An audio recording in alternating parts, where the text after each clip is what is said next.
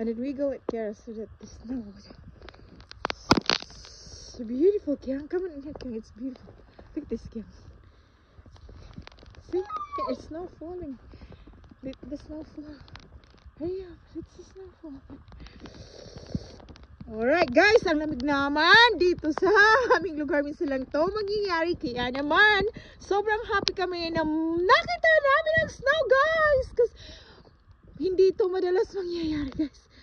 Once in a blue moon lang dito nag-i-snow sa Mississippi, guys. Kaya naman happy kami at sobrang lamig na. Kaya naman papasok na kami.